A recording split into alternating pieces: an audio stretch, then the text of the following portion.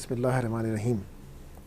मोहतरम सामीन और नाज़रीन, आज का मौजू हज और क़ुरबानी है। अशरा ज़िलहज्जा का पहला शुरू के कुछ अय्याम है ये, और हमारे सामने इस वक्त ये नज़र आ रहा है कि हम और आप सब मिल के क़ुरबानी की तैयारियों के अंदर मसरूफ़ हैं। क़ुरबानी की तैयारियाँ किस तरीके से मोहल्लों में हो रही हैं वो मुझे भी नज़र आ रहा है, वो आपको भी नज़र आ रहा है। एक मुकाबला है, एक दौड़ है, एक रेस है कि वो इतने का जानवर लेके आया और मैं इतने का जानवर लेके आया। पिछले साल फ़ना इतने लेके आया था तो इस दफ़ा मैं इतने का लेके आऊँगा। और इस वक्त जो हमने सुना है वही सुना है कि जो जानवरों की मंडी है वहाँ पे कैट वॉक भी हो रही है। भले किसी ने बताया कि कुछ इस तरह के बिलबोर्ड्स भी लगे हुए हैं जिसमें रॉक बकरे और रॉक गाय का जिक्र है। यानी कि बकरे भी जो है वो रॉक हो गए। रॉक म्यूज़िक का तो हमने जिक्र सुना था, लेकिन रॉकिंग बकरे और रॉकिंग गायों का जिक्र हमने पहली दफ़ा सुन रहे हैं। इसके बड़े बड़े बिलबोर्ड भी लगे हैं। जब कैट वॉक हो सकती है तो और भी बहुत कुछ हो सकता है। लेकिन ये सब माशरे के अंदर, उसी माशरे के अंदर हो रहा है जो कि मुसलमान माशरा कहलाया जाता है। यहाँ पे हमें थोड़ी देर ठहरना चाहिए और थोड़ी देर समझना चाहिए कि क़ुरबानी क्या है, इसका फ़लसफ़ा क्या है और हज क्या है। क़ुरबानी और इसका फ़लसफ़ा तमाम चीज़ें हज़रत इब्राहीम अलैहिस्सलाम की ज़िंदगी के वाक़यात के गिर्द घूमते हैं। कभी आपने ये सोचा या आपने कभी सवाल किया कि ऐसा क्यों है कि रहती क़यामत तक, जब तक आखिरी नमाज़ पढ़ी जाएगी, जब जब नबी करीम सल्लल्लाहु अलैहि वसल्लम पे दुरूद भेजा जाएगा, उस वक्त तक हज़रत इब्राहीम अलैहिस्सलाम पे भी दुरूद भेजा जाता रहेगा। आखिर ऐसी क्या वजह थी कि हज़रत इब्राहीम अलैहिस्सलाम के ऊपर तमाम अंबिया कराम के हवाले से ज़्यादा मुमताज़ और इनको जो है वो अहमियत दी गई। मेरी जो छोटी सी दानिश में बात समझ में आती है और मैं हज़रत इब्राहीम अलैहिस्सलाम की ज़िंदगी को शुरू से देखता हूँ तो एक चीज़ समझ में आती है कि इब्राहीम अलैहिस्सलाम की ज़िंदगी जो है वो कशमकश का एक शाहकार थी, एक नमूना थी। बचपन में हैं, छोटे हैं, पैदा हुए हैं, तो एक सवाल जहन में उठता है कि आखिर ऐसा क्यों है कि हम जो है इन बुतों की पूजा कर रहे हैं जो ना बात कर सकते हैं, ना कुछ बोल सकते हैं, ना कुछ कह सकते हैं। फिर सवाल उठाते हैं और कहते हैं कि शायद ये सूरज मेरा जो है खुदा होगा, लेकिन वो सूरज उनका खुदा नहीं होता, इसलिए कि वो डूब जाता है। फिर वो सोचते हैं और फ़िक्र करते हैं और तफक्कुर करते हैं और कहते हैं शायद ये चाँद मेरे जो है वो खुदा होगा, और फिर चाँद भी डूब जाता है।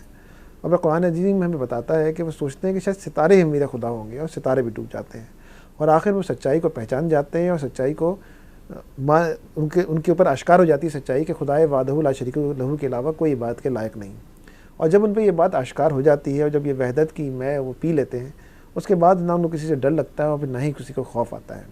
और फिर वो एक वाक़या होता है कि जब शहर के लोग किसी मेले के अंदर गए हुए होते हैं और किसी प्रोग्राम में शहर से बाहर गए हुए होते हैं, उस वक्त बुतों को तोड़ देते हैं और वहाँ पे कुल्हाड़ी रख देते हैं। आने वाले देखते हैं कि बुत टूटे हुए हैं और कोई सवाल पूछता है कि ये बुत कैसे टूटे, तो कहने इनसे पूछ लो, यही बताएंगे बुत कैसे टूटे। इशारा सब ने यही समझा कि यही जो है जो इन बुतों को बुरा भला कहता है, यही नौजवान है, यही है वो बच्चा है। इसी को पकड़ के जो है वो बादशाह वक्त पर लेके जाया जाता है और मुख्तसर ये कि उसको आग के ईंधन के अंदर डालने का हुक्म दे दिया जाता है। रिवायत है कि वो एक अजीम शान लकड़ियों का जो है वो मलबा का ढेर जमा किया गया और उसके अंदर इब्राहीम अलैहिस्सलाम को भेजा गया और फेंक दिया गया। और फिर हमने ये भी देखा कि आग जो है वो उनके लिए सर्द कर दी गई और उसके अंदर गुलनार कर दी गई और उस आग के अंदर वो आसानी से चले गए। ये बात जो मैंने बहुत आसानी से कह दी है और जो आपने बहुत आसानी के साथ सुन ली है, तो क्या एक सवाल जहन में नहीं उठता कि हज़रत इब्राहीम अलैहिस्सलाम को क्या ये बात पता थी कि वो आग उनके लिए गुलनार कर दी जाएगी? तो ऐसी कोई रिवायत हमारे इल्म में तो नहीं है कि हज़रत इब्राहीम अलैहिस्सलाम को ये बात पहले से मालूम हो कि वो आग उनके लिए गुलनार कर दी जाएगी। लेकिन वो अपने अज़म के अंदर, अपने फ़ैसले के अंदर साबित कदम रहे कि मुझे चलना वहदानियत के ऊपर है, मुझे चलना अल्लाह ताला के लिए है, मुझे उसी की खातिर क़ुरबानी देनी है। और फिर हमने वो एक वाक़या भी इसी से मुत्तसिल सुनते हैं कि जब एक चिड़िया अपनी चोंच के अंदर पानी लेके उस आग के ऊपर डालती है, तो कोई पूछता है कि तुम्हारी इस आग चिड़िया से, तुम्हारी इस चोंच से ये आग तो नहीं बुझ सकती, चोंच के पानी से ये जो एक कतरा तुम गिराती हो? तो उसने कहा कि नहीं, मुझे मालूम है कैसे आग नहीं बुझ सकती, लेकिन जब क़यामत के रोज़ इस आग को बुझाने वालों में जिन लोगों ने एफ़र्ट की, जिन लोगों ने कोशिश की, जिनकी लिस्ट या फ़हरिस्त बनेगी, तो उसके अंदर मेरा नाम भी शामिल होगा। तो बुराई के ख़िलाफ़ जदोजहद, जुल्म के ख़िलाफ़ जदोजहद, बादशाहत के ख़िलाफ़ जदोजहद और उस अल्लाह ताला की नाफरमानी के ख़िलाफ़ जदोजहद, इसका पहला मैसेज, पहला पैगाम वहदत की और तौहीद की मैं पी के हज़रत इब्राहीम अलैहिस्सलाम ने दिया। उसके बाद फिर हम देखते हैं कि इब्राहीम अलैहिस्सलाम का एक और किस्सा कि बड़ी दुआओं के बाद बुढ़ापे के अंदर जो है इब्राहीम अलैहिस्सलाम को औलाद दी जाती है और औलाद की नेमत से नवाजा जाता है। फिर हम ये भी देखते हैं कि जब भी वो औलाद छोटी ही होती है कि उनको हुक्म दिया जाता है कि उनको सहरा में छोड़ के आ जाएँ। वो सहरा में चले जा रहे होते हैं अपनी बेगम को लेके, और उनके साथ जो है उनकी बेगम उनसे पूछती हैं कि आप क्यों चले जा रहे हो, सिवाय इसके अलावा कि पानी का एक मशकीज़ा और एक छोटा सा खजूरों का थैला उनके पास था। वो खामोश होते हैं। वो फिर पूछती हैं कि आप हमें क्यों छोड़ के चले जाते हैं। फिर वो समझ जाती हैं कि ये जो है सिर्फ अल्लाह ताला का अहकाम है, अल्लाह ताला के हुक्म है, और उसी की वदियत के तहत यहाँ पे हम चले आ रहे हैं, उसी की मशीयत के तहत हम चले आ रहे हैं।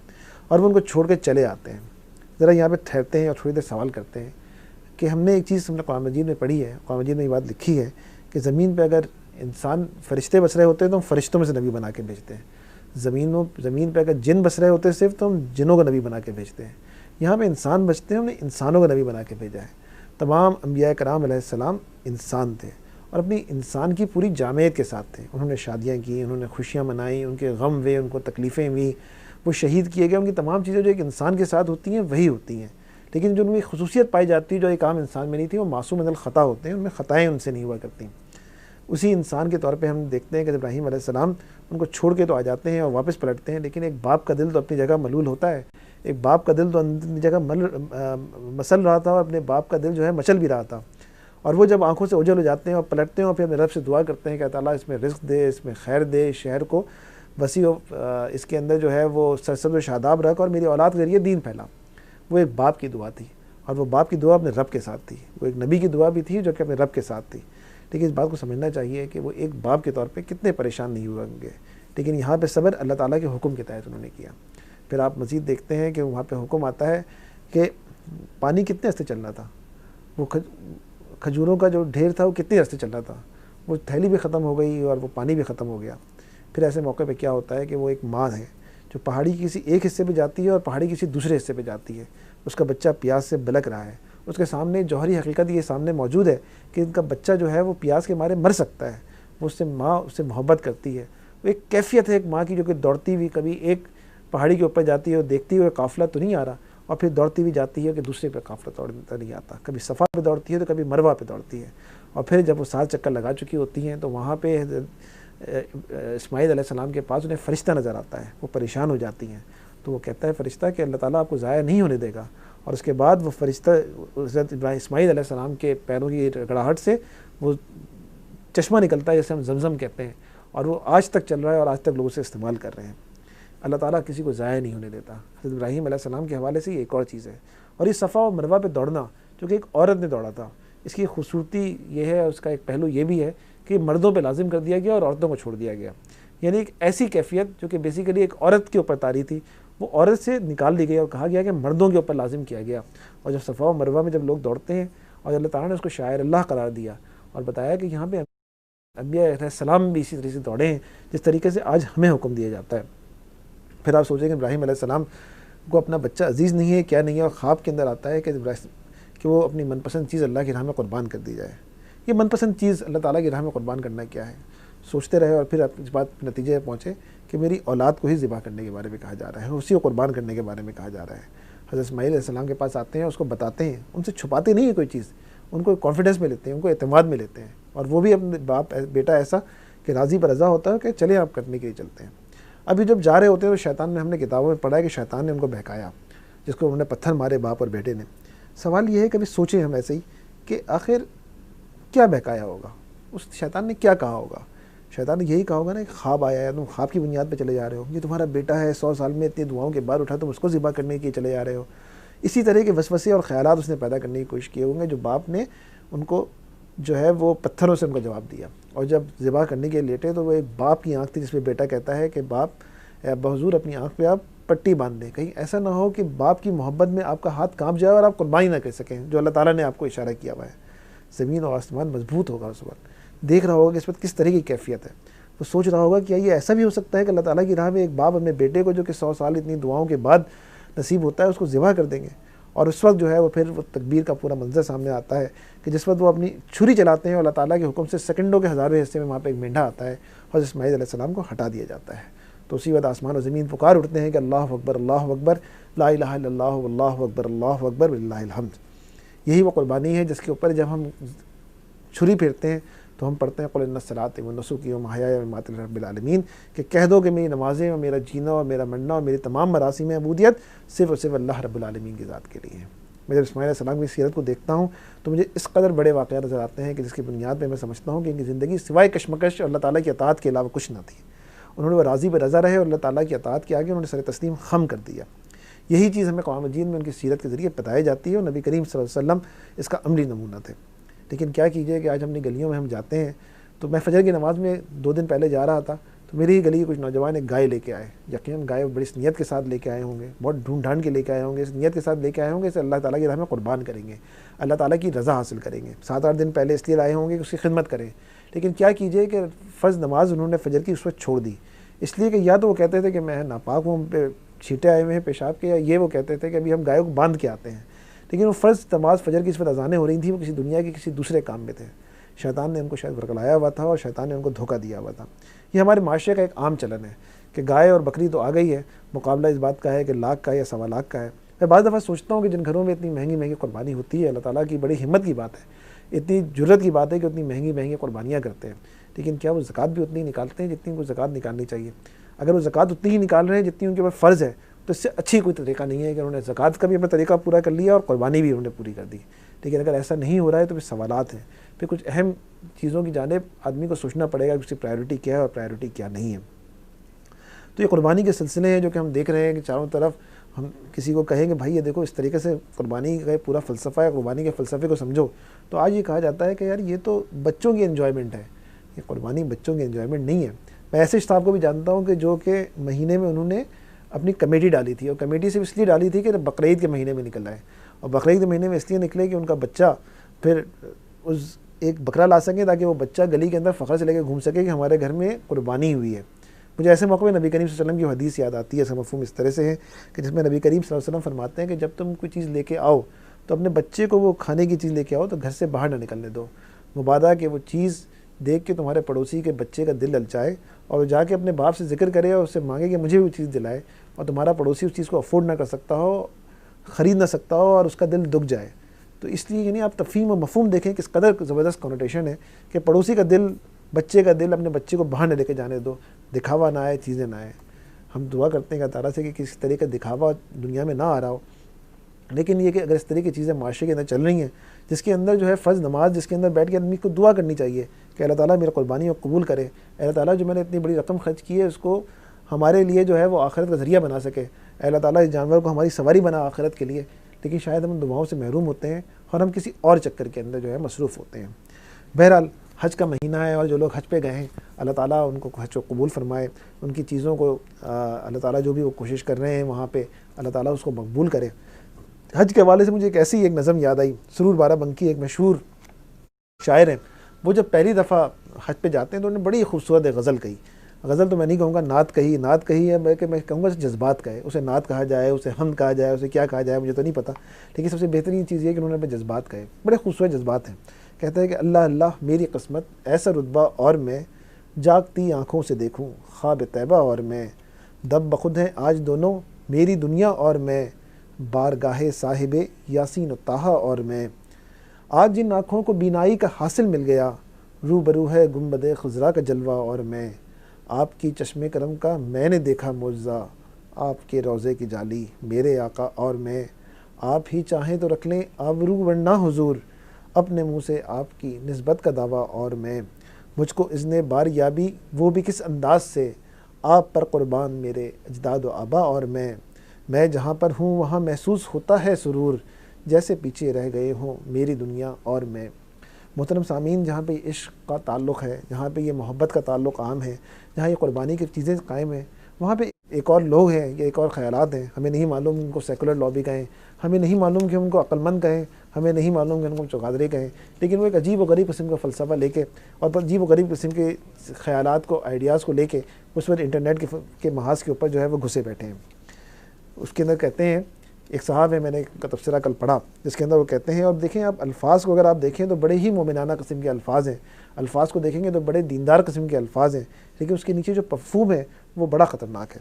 कहते हैं कि बहैसियत मोमिन और मुसलमान हर बेमकसद अमल से बचना और अपनी औलाद की तरबियत ऐन अल्लाह की मंशा के मुताबिक करना है, तो इत्तिबाए दीन है। आज अपने बच्चों की ज़िद या ख्वाहिश को बड़े खूबसूरत अंदाज में तब्दील कर सकते हैं।